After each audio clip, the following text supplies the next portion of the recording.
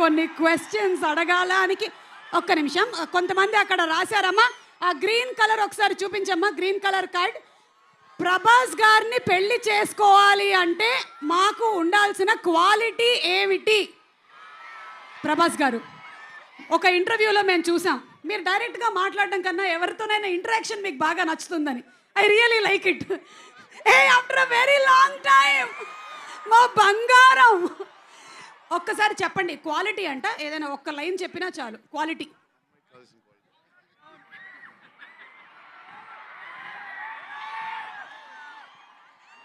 అదే తెలియక ఇంకా పెళ్లి చేసుకోలేదు. అదే తెలియక ఇంకా పెళ్లి చేసుకోలేదు.